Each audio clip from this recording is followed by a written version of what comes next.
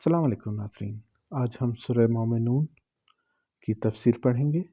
बिस्मिल्लाहिर्रहमानिर्रहीम। आज सूरह मोमिनून की तफसीर आयत नंबर 1 था आयत नंबर 11 तक। कुरान पाक का तर्जुमा है, बेशक ईमान वाले फलाह पा गए जो नमाज में अज्ज़ व नियाज करते हैं और जो बेहुदा बातों से मुंह मोड़े रहते हैं और ज़कात अदा करते हैं और जो अपनी शर्मगाहों की हिफाजत करते हैं मगर अपनी बीवियों या कनीज़ों से जो उनकी मिल्क होती हैं, इनसे मुबाशरत करने से इन्हें मलामत नहीं, और जो इनके सिवा औरों के तालिब हों और अल्लाह की मुकर्रर की हुई हद से निकल जाने वाले हैं। नंबर 7, और जो अमानतों और इकरारों को मलहूज़ रखते हैं। नंबर 8, और जो नमाज़ों की पाबंदी करते हैं। नंबर 9, यही लोग मीरास हासिल करने वाले हैं। नंबर 10, यानी जो फिरदौस जन्नत की मीरास हासिल करेंगे और इसमें हमेशा रहेंगे।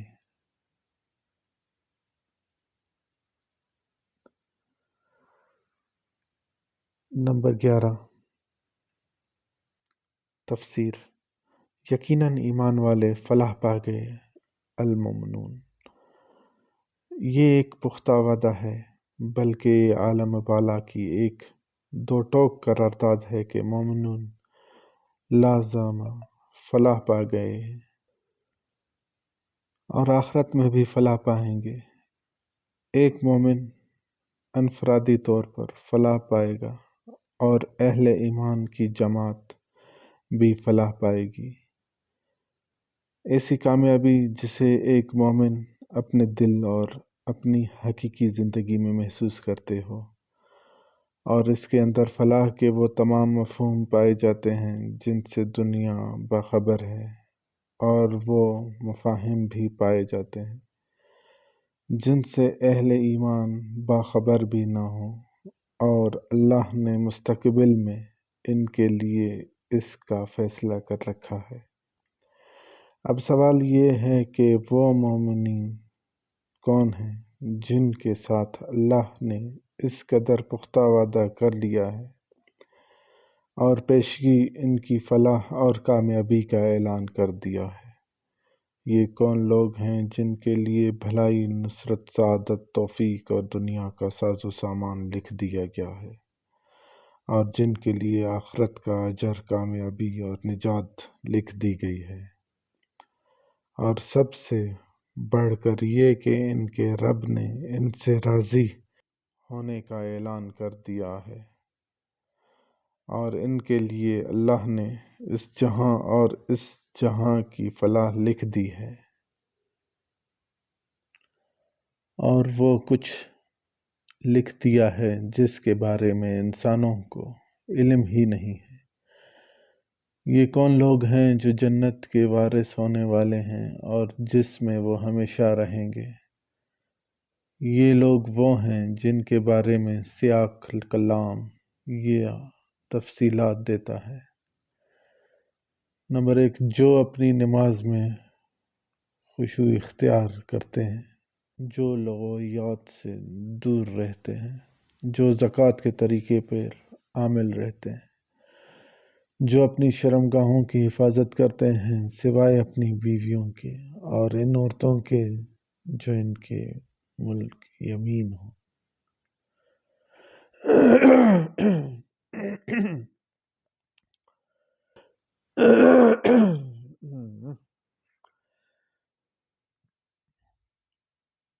अस्सलाम वालेकुम नाज़रीन। आज हम सूरह मोमिनून की तफसीर पढ़ेंगे। बिस्मिल्लाहिर्रहमानिर्रहीम।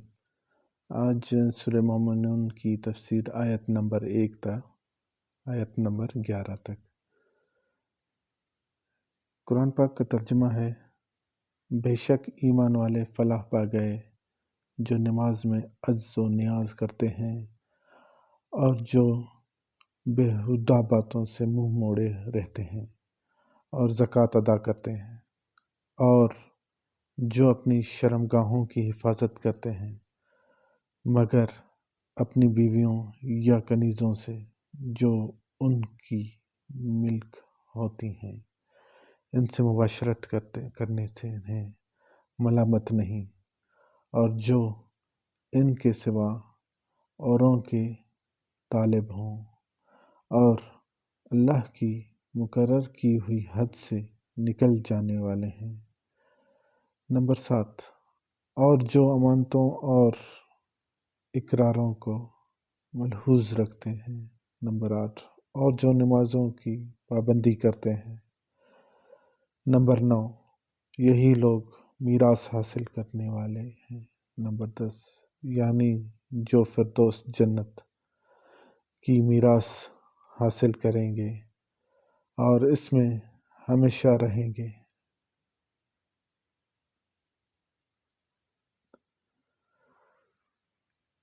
نمبر 11،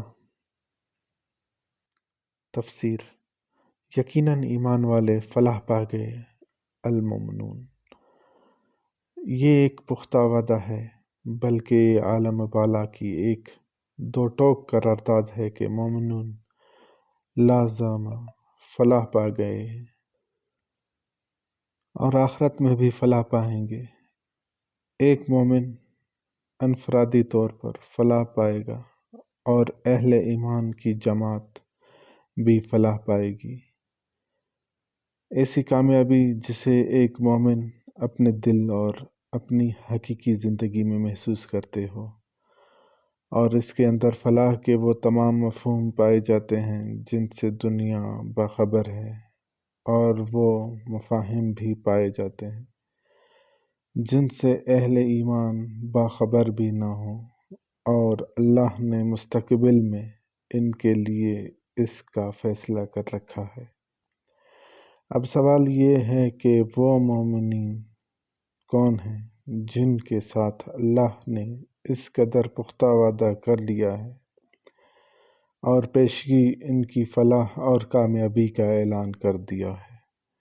یہ کون لوگ ہیں جن کے لیے بھلائی، نصرت، سعادت، توفیق اور دنیا کا ساز و سامان لکھ دیا گیا ہے، اور جن کے لیے آخرت کا اجر، کامیابی اور نجات لکھ دی گئی ہے، اور سب سے بڑھ کر یہ کہ ان کے رب نے ان سے راضی ہونے کا اعلان کر دیا ہے، اور ان کے لیے اللہ نے اس جہاں اور اس جہاں کی فلاح لکھ دی ہے، اور وہ کچھ لکھ دیا ہے جس کے بارے میں انسانوں کو علم ہی نہیں ہے۔ یہ کون لوگ ہیں جو جنت کے وارث ہونے والے ہیں اور جس میں وہ ہمیشہ رہیں گے؟ یہ لوگ وہ ہیں جن کے بارے میں سیاق کلام یہ تفصیلات دیتا ہے۔ نمبر 1، جو اپنی نماز میں خشوع اختیار کرتے ہیں، جو لغویات سے دور رہتے ہیں، جو زکوٰۃ کے طریقے پر عامل رہتے ہیں، جو اپنی شرمگاہوں کی حفاظت کرتے ہیں سوائے اپنی بیویوں کے اور ان عورتوں کے جو ان کے ملک یمین ہوں۔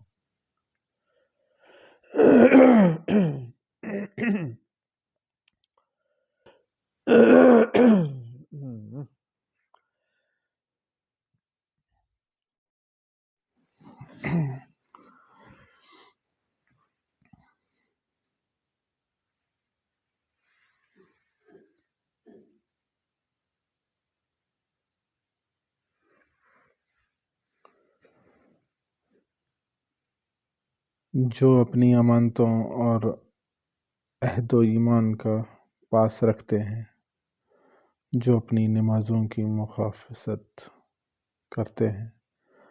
اب سوچنے کی بات یہ ہے کہ ان صفات کی قدر و قیمت کیا ہے۔ یہ صفات ایک مسلمان کی شخصیت کے مختلف رنگ ہیں۔ ان کے ساتھ ایک مسلم انسانیت کے افق پر تمام انسانوں کے مقابلے میں بلند نظر آتا ہے۔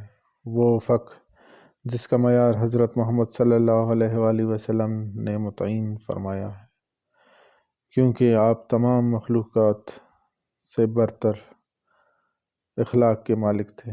آپ کی تربیت اللہ نے فرمائی تھی اور بہترین تربیت فرمائی تھی، اور اس امر کی شہادت اپنی کتاب میں دی: اے محمد صلی اللہ علیہ وسلم، آپ خلق عظیم کے مالک ہیں۔ حضرت عائشہ سے جب آپ کے اخلاق کے بارے میں پوچھا گیا تو انہوں نے فرمایا، آپ صلی اللہ علیہ وسلم اخلاق قرآن تھا۔ اور اس کے بعد حضرت عائشہ نے سورہ المومنین کی یہ آیت تلاوت فرمائی اور فرمایا، ایسے تھے رسول اللہ صلی اللہ علیہ وسلم۔ ان اہل ایمان نے جو اپنی نمازوں میں خشوع کرنے والے ہیں، المومنین، ایمان لانے والوں کا پہلا نشان اور اسلام کی عبادت کا پہلا رکن صلاۃ یعنی نماز ہے، جو امیر و غریب، بوڑھے اور جوان، عورت اور مرد، بیمار اور تندرست، ظاہری نابینا یا ظاہری بینا، سب پر یکساں فرض ہے۔ اور یہی وہ عبادت ہے جو کسی شخص سے کسی حال میں ساقط نہیں ہوتی۔ اگر کوئی شخص اسے کھڑے ہو کر ادا نہ کر سکے تو بیٹھ کر، اگر بیٹھ کر نہ کر سکے تو لیٹ کر، صرف اشارہ سے ادا کرے، لیکن کسی حال میں بھی یہ معاف نہیں ہے۔ اگر منہ سے نہ بول سکتے تو فقط دل ہی میں اس کو ادا کرے۔ اگر رک کر نہیں ادا کر سکتا تو اپنی سواری پر بیٹھ ہی ادا کرے۔ اگر وقت کی شناخت نہ ہو سکے تو اندازہ سے ادا کرے، اور اس کا اندازہ کیا ہوا وقت ہی نماز کا وقت ہوگا۔ زیر نظر آیت میں نماز کو خشوع سے ادا کرنا ضروری قرار دیا گیا۔ اس لیے جان لینا چاہیے کہ خشوع کیا ہے۔ فروتنی، عاجزی، زاری کرنا اور گڑ گڑانا۔ نماز میں خشوع سے مراد خائف ہونا ہے اور سکون کی حالت میں ہونا۔ مطلب یہ کہ انسان اپنی پوری توجہ نماز کے اندر مرکوز کر دے اور اللہ تعالیٰ کے سوا ہر چیز سے منہ پھیر دے۔ وہ اپنی زبان سے جو تلاوت اور ذکر کرے، ان کی معافی میں غروتدبر کرے اور اس کی ظاہری آداب کا بھی خیال کرے۔ خشوع کے اصلی معنی تو کسی کے آگے جھک جانا، دب جانا، عجز و انکساری کا اظہار کرنا ہے، لیکن اس کیفیت کا تعلق دل سے بھی ہے اور جسم کی ظاہری حالت ہے۔ پھر دل کا خشوع یہ کہ آدمی کسی کی حیبت و جلال سے مروب ہو، اور جسم کا خشوع یہ ہے کہ کسی کے آگے سر جھکا لے، اعضاء ڈھیلے پڑ جائیں، نگاہ پست ہو جائے اور آواز دب جائے، اور ہیبت زدگی کے وہ سارے آثار اس پر طاری ہو جائیں جو اس حالت میں فطرت طاری ہو جایا کرتے ہیں۔ جبکہ آدمی کسی زبردستی ہستی کے حضور پیش ہو۔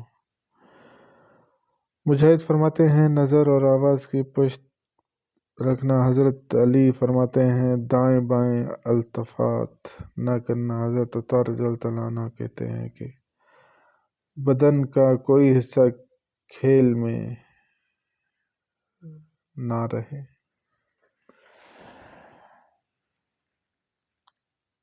حضرت ابو ذر کی روایت ہے کہ رسول اللہ صلی اللہ علیہ وسلم کا ارشاد ہے کہ نماز میں انسان جب تک اللہ کی طرف متوجہ رہتا ہے، اللہ بھی توجہ فرماتا ہے، اور جب اس کی توجہ ہٹ اور بٹ جاتی ہے تو اللہ بھی التفات نہیں کرتا۔ رسول اللہ صلی اللہ علیہ وسلم نے حضرت انس کو حکم دیا کہ نماز میں نظر سجدہ گاہ پر رکھو اور ادھر ادھر نہ گھماؤ۔ رسول اللہ صلی اللہ علیہ وسلم نے ایک کو نماز میں داڑھی سے کھیلتے ہوئے دیکھا تو فرمایا، اس کے دل میں اگر خشوع ہوتا تو اس کے اعضاء میں بھی سکون ہوتا۔ ارشاد نبوی ہے کہ خشوع کی اہمیت سے انکار نہیں، البتہ ان کی رکنیت میں کلام ہے۔ خشوع کا فرض کہا جائے اور اس کے بغیر نماز کی احاطہ کا حکم دیا جائے۔ اسی لیے بعض اکابر کی رائے یہ ہے کہ خشوع نماز کی صحت کے لیے تو موقوف علیہ نہیں، ورنہ فرض ہے، البتہ نماز کی قبولیت کے لیے شرع ضروری اور فرض ہے۔ ایک حدیث میں رسول اللہ صلی اللہ علیہ وسلم نے فرمایا، اس امت میں سب سے پہلے خشوع اٹھا لیا جائے گا، حتیٰ کہ قوم میں کوئی خاشع نظر آئے گا۔